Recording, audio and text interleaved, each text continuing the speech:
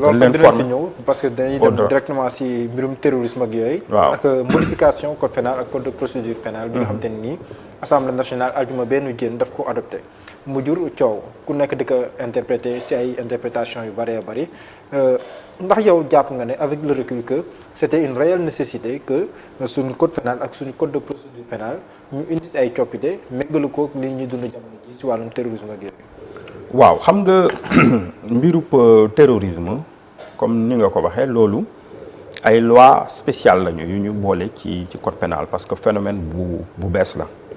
phénomène bu bees la boo xamante ni adduna bi yëpp la laal waaw gis nañ fii sous région bi réew yu ñu jege terrorisme bu dugg na fa gis nañu lu mu fay def ñun depuis 2007 jël nañ ko en compte ci suñu législation renforcer nañu loolu 2016 jàpp nañu ni waroon nañ ko renforcer récemment waaw waaye li ma jàpp mooy gis nga question yooyu dañ ko war a def des questions ay questions yoo xam ne dafa war a am une adhésion de toutes les forces vives de la nation de telle sorte que liñ ci wax ñëpp ci ànd gis nga suñu demee assemblée nationale ñuy voté budget ministère des forces armées nga gis duñ ko discuter sans débat noonu la yenn questions yi waroon amee donc secret défense approche bi la ñu raté exécutif bi c'est un projet de loi approche bi la ñu raté man jàpp naa depuis début bi depuis 2007 de manière concertée la ñu waroon parce que gis nga terrorisme am na ci benn dimension au-delà même parti politique yi population yi war nañ ci gën a xam parce que ñoom parfois yenn information ñoom ñoo ko war a jox aux forces de défense et de sécurité parce que ñun suñu sécurité la suñu dundin la terrorisme amul lu ko gën a metti amul lu ko gën a bon ay innocent lay ñëw di laal gis nañ ni muy def ci réew yi xamul ku nekk ci gouvernement ku ci nekkul malheureusement très souvent ñi muy gën a dal sax innocent yoo xamante ni amuñu benn responsabilité ci terroristes yi lu ñuy xeex donc de manière inclusive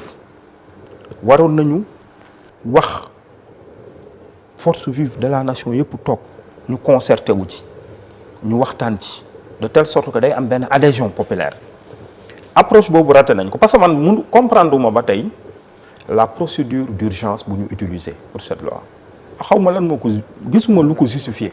ñoom nee nañ seen engagement international lañu. waaw mais yaakaar naa ni procédure d'urgence bi ñu utiliser moo tax sax mu am yenn soupçons yi. waaw mais foofu côté gouvernement bi la mais aussi gis nga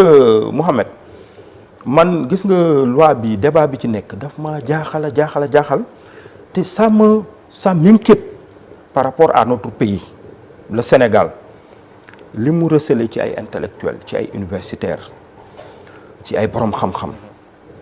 nga gis le débat amateurs yi ñoom ñoo léegi am voix au chapitre. loolu c'est vrai. spécialistes yi noppi. nga gis suñu ñëwee mais loolu aussi yenn journalistes yi da ngeen ci am rôle bàyyi leen ci xel. am na yenn débat yoo xamante ni ay spécialistes ngeen di woo ñu wax ci. amateurs yi noppi suñu neexee nañu wax ci mbiru politique nañu yenn débat yi amuñu ci lu ñuy wax parce que ñu ciy wax xamuñu ci dara malheureusement suñu demee ba ay député man keroog maa ngi doon waxtaane sama benn xarit ma ne ko gis nga les assistants parlementaires loi bi moo tax justifié na ñu am député yi am ko parce que on a manqué benn moment par exemple je pense de sérénité bi ñu waxee ni procédure d'urgence rek nit ñi wax loi bi liñ ci wax lépp mu ngi woon ci loi bi depuis 2016 depuis 2007 donc lu garaaw la nag lu garaaw la parce que il faut que yenn erreurs yi ñu xam ko parce que gis nga man dama jàpp ni mbirub débat public mbirub opposition yëpp dañ ko war a teg ci ñaar ci dëgg ak ci intérêt réew mi ñaar yooyu parce que waruñu man par exemple opposant la man loolu laay waxtaan ak sama ñi ma àndal depuis début bi ma ne dëgg ak intérêt réew mi laa teg ci kaw yëpp xam nga parce que réew mi suñu xoolee jour vendredi boobu ci manifestation yi su amoon ku fi dee ci loo xamante ni wax dëgg yàlla ñun li ñu gis lu ci li nga xamante ni moom moo ñëw lu bees ci loi bi je pense juróomi mbir la mooy l'infraction d'association de malfaiteurs mu ngi ci woon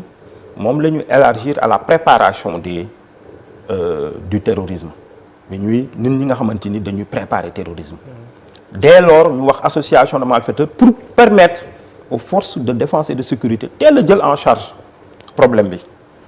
parce que gis nga ci mbirum terrorisme prévention bi ëpp solo répression bi day fekk ni dégâts yi am na ba pare ñaareel bi mooy kii bi financement terrorisme ñetteel bi mooy responsabilité des personnes morales waaw parce que suñu waxee financement terrorisme parfois ay association la ay personnes morales ñeenteel bi moom mooy peine complémentaire ñu ne mën nañu saisir les biens au-delà des li nga xamante ni moo servir à la commission de l'infraction auteurs yi mën nañu saisir seeni biens peine complémentaire yi su dul loolu gisuma amul lu ci bees waaw léegi nag loolu tout ce débat là tout ce vraiment loolu moom mooy wan ni ñun universitaires yi aussi war nañu jël seen responsabilité ci réew mi jàpp naa ni un débat aussi important warul mën a lëmbee réew mi pendant tout ce temps-là peut-être que yéen ñi journalistes aussi vous ne vous adressez pas aux universitaires ngeen adressé mais non ñu si bëri nag boo leen bëggee woo comme genre plateau yi ñii dañuy waaw universitaires qui sont pénalistes parce que qui sont pénalistes ñu xam waaw te yéen tamit journalistes yi ngeen di gëstu suñu leen waxee telle chose am na ngeen ñëw ngeen woote un sachant ñu xam lu ci nekk parce que lii nii wax dëgg yàlla on a manqué de sérénité kon yow dans cette affaire si biir loi bi amul loo xamante ni lu bees wax dëgg yàlla gis nga fii day am ay mbir yu bees yu am ay régime bi lu muy def lu garaaw man du ma dégg nit ñi di ci wax mais des débats yoo xamante ni man suñ may wax di ma woo ci dara nañu nay loo xamante ni tegu na ci dëgg tegu na ci intérêt réew mi dans cette affaire là wax dëgg yàlla universitaires yaa ngi fi avocats yaa ngi fi ñu xam droit ñu ngi fi vraiment il y a d'une part de la part de l'État raté nañu approche bi waroon nañ ko ñu expliquer nit ñi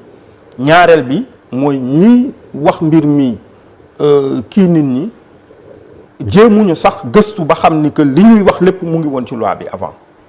waaw loolu nag aussi war nañu suñ ci jógee ci bii nga jàpp ne ñi doon ŋàññi loi bi ak kàddu yu ñu si yëkkati dafa am une certaine volonté de manipuler les populations si ginnaaw. man dama jàpp ni par ignorance lañ ko defee te loolu c'est grave loolu moo tax ma ne assistant parlementaire ñi fi nekk ay jeunes am seen maîtrise en droit ay centaines lañu wax dëgg yàlla man damay proposer ñu wut parce que assistant parlementaire ñu ngi koy wax depuis 20 ans on a des jeunes qui sont là qui sont des maîtrisards en droit. ñoo xamante ni ku député bu ñëwoon laaj leen waaw defal ma recherche ñoom ñu defal la recherche indil la wax la ni lii ak lii ak lii la ñu éclairer seeni mais fii crainte yi nekkee même si le ministre de l'Intérieur aussi a été formel nekkul bépp violence boo xam ne nii def nañ ko ci manifestation rek automatiquement da nga koy qualifier d'acte terroriste même le ministre de l'Intérieur wax na ko magistrat aussi comme yow mais fi ñuy gën a accès débat yi surtout de l'opposition mooy par exemple bu ñu organiser am manifestation comme li fi xawoon mars par exemple ñi doon manifester yëpp ak ñiy woote manifester ñooñu mën na leen traiter de terroriste topp leen ngir loolu. waaw mais nañu waxante foofu lañ gën a accès non mais d'abord qu'on dise qu'il y a vraiment eu benn genre erreur bu am loolu nañ ko reconnaître d'abord parce que nit ñi suñ leen di woo ci dara nañ leen woo d'abord ci dëgg bi ñuy wax ni que lii ci lu bees la ci loi bi beesu ci wax dëgg yàlla nañ waxante dëgg suñ ko waxee ba pare. ñu ne nag léegi li amoon ci loi 2016 bi mu ngi fi depuis 5 ans loolu am na loo xamante ni c'est attentatoire aux libertés ñu waxee ko noonu waaw mais du lu bees maintenant loolu su amee nag ñu toog ñu pencoo ci man je pense que gis nga lii war na man dama wax ñaari mbir gis nga nañu gën a sur les questions d'intérêt national nañ ciy gën a concerté wu pouvoir bi xam ni lii question d'intérêt national la waruñu sax yëkkati benn débat parce que man gis naa sax ay ONG internationale yu ñëw ñoom tamit dugg ci débat bi te ñoom tamit vérifié wuñu sax wala information yu ñu doon jox baaxul affaire bu doy waar la soo gisee ni mu demee yow sa bopp da ngay ne mais comment est-ce que nos intellectuels comment est-ce que le pays ñu ñëw toll fii quoi nit ñi dañ leen di wax dara rek ñu dem dugg ci ba sori ci soog a après di vérifier loolu lu doy waar la. il faut que rigueur bi ñu xamee woon sénégalais rigueur bi ñu xamee woon intellectuels yi rigueur bi ñu xamee woon universitaires yi muy continuer di ko am. mais kon est-ce que waruñu xoolaat la manière de s'opposer au Sénégal parce que bu nekkee ne opposition bi aussi dañuy yëkki yenn débat yi même bu nekkee ne aussi yenn saa yi duñ ko teg si dëgg aussi kon est-ce que nekkul nit ñuy opposé au Sénégal aussi moom jafe-jafe saa su ne état bi la ñuy ŋaaññi gouvernement bi la ñuy ŋaaññi mais si yenn saa yi tamit du laaj ñuy critiquer opposition bi si taxawaay yi muy am. waaw xam nga loolu man dama jàpp ni pour être crédible chaque fois loolu laay wax ñi ñu àndal gouvernement bi su fekkee ni da ngay taxaw wax ni lii ñoom ñooy fii nekk ñoom ñooy diriger ñoom ñooy li fi yàqu ci réew mi presque ñoom la mooy seen responsabilité. maintenant de la même manière la ñu war a critiquer seen doxalin alternative bi nga xamante ni aussi moom moo fi war a ñëw tamit ñu xool lépp war a tegu ci dëgg ci maandu parce que sinon gis nga cercle vicieux la rek Sénégal nag fu mu toll nii lu tax mu doy waar mooy côté bii nit ku ne am na ay intellectuels yu bëri sax nanguwuñ sax ñoom di def recherche parce que dañuy naan ni man je suis contre le pouvoir donc lépp lu ñu wax contre le pouvoir rek dama ciy ànd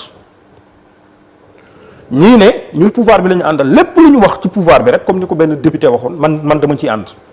loolu nag moo war a jóge Sénégal entre ces deux là war na am benn posture boo xamante ni c'est une posture républicaine des personnes qui sont attachées à la vérité et à l'intérêt national yuy taxaw di ne parfois déedéet li réew mi li ko war a mën a changer nañ ko teg ci dëgg teg ko ci maandu. mais pourtant loi bi sax benn opposant génn na mu ne Tony Blair moom moo ko inspiré à l'état du Sénégal. waaw loolu jàpp nga ne yenn na maanaam. waaw de toutes les manières nit ñi mënuñu bañ a critiquer mais dama wax ni yenn loi yi ci yoon nga nekk au pouvoir comme dans l'opposition dañoo waroon jàpp ni lii dañ cee waroon concerté wu mu nekk loo xamante ni ñu xam ne lii nécessité la lii dafay renforcer ñun suñu sécurité bopp sécurité réew lay renforcer ñu waxtaan ci ba ñeneen ñi sax duñu dégg te man le fait que ñuy def recours à des experts internationaux loolu tamit ça m'inquiète Sénégal li mu am ci expert ci ay mbiru question yi terrorisme cybercriminalité yooyu yëpp jàpp naa ni soxlawuñu keneen di fi ñëw waaw à moins que mu fekk ni ñooñu ay conseil politique la ñuy jox ñeneen waaw mais su fekkee rek sur le plan des textes pour renforcer ñun suñu arsenal te dañ ko war a renforcer jàpp naa ni soxlawuñu keneen. L'opposition parlementaire saisir na le conseil constitutionnel pour jéem a neenal projet de loi bi moom te ni adopté na ko à l'Assemblée nationale muy modification code pénal ak code de procédure pénale bi ndax jàpp nga ne le conseil constitutionnel mën na neenal loi boobu la. mënuma ci anticiper en tout cas conseil constitutionnel moom taxawaay bi mu mës a am moom mooy ñoom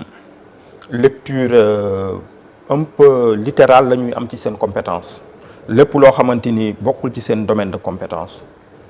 dañ koy rejeter. man loolu musuma ci ànd dama jàpp ni ñoom philosophie constitution bi la ñu war a xool ñu xool li nga xamante ni aussi mooy intérêt réew mi. parce que jurisprudence saa yu ñu ko waxee rek juge bi dafa am audace dem au-delà du texte pour protéger ay yenn droit ay yenn liberté waaw mais texte bi moom wax dëgg yàlla jàpp naa ni war nañu toogaat lu garaaw la c'est presque scandaleux ni mu demee nii ci côté pouvoir comme ci côté opposition c'est scandaleux parce que réew mi lëmbee nañ leen nit ñi puisque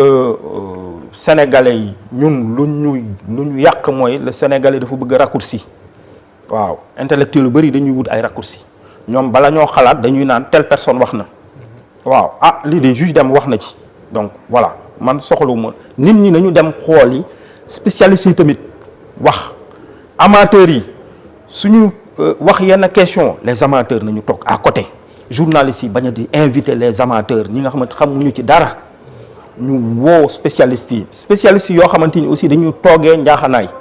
les universitaires je pense que am nañu benn avantage sont des gens qui sont neutres sont des gens qui sont impartiaux ñu ñëw ñoom ñu gis ni am nañu benn rôle aussi ci société bi ñu alimenter yenn question yi suñu ñëwee dañ cee war a wax man gis nga mës naa dem université bi ma nekkee magistrat ci question enrichissement illicite bi ma wax fa jour boobu dama leen ci wax ma ne man une question aussi importante ñu koy discuter pendant des mois voire des années gisuma ci contribution bu dëgër bu benn universitaire def mais jaaxle nañu parce que universitaires yi ñun biñ fi nekkee ñoom professeur Ousseynou Kane ñoom ñeneen ak yooyu dañoo alimenté léegi ce sont des centaines de professeurs de droit lañ fi am mais nañuy gëstu nañuy wax ci li nga xamante ni moom moo intéressé nit ñi pour ñuy mën a formé waat suñu magistrat si question yu mel nii ay question terrorisme financement terrorisme les délits yi nga xam ne koy jaar par voie maritime ak yooyu est-ce que waruñu si formé waat davantage nos magistrats ñu ngi leen ci formé man mii bi ma sama dernière année magistrature ci pôle ay formateurs yu ñu doon wut pour ñuy former ci laa bokkoon dem nañ fi ay Japon ay Côte d'Ivoire parce que mbir mi côté prévention bi dafa am solo ñu former d'abord nos forces de sécurité parce que gis nga mbiru terrorisme du répression bi su ñëwee rek da fekk na ay bi am na d'abord prévention bi ci mbiru renseignement waaw ci nan la ñuy def ba loolu du fi dugg waaw loolu nit ñi former ci nos forces de défense et de sécurité après tamit magistrats yi aussi ñu former leen ci waaw am na ay pôle xam nga am na ay pôle yu fi nekk de magistrats yoo xamante ni dañ leen spécialisé en terrorisme waaw donc ñooñu ñu ngi fii depuis formé nañu yenn pôle yi depuis 2016 je pense que loolu parce que c'est une infraction spéciale xam nga procédure bi elle est spéciale procédure bu spéciale la donc il faudrait que nit ñi ñu former leen ci pour ñu mën a am ay outils nécessaires pour que la répression puisse être adéquate.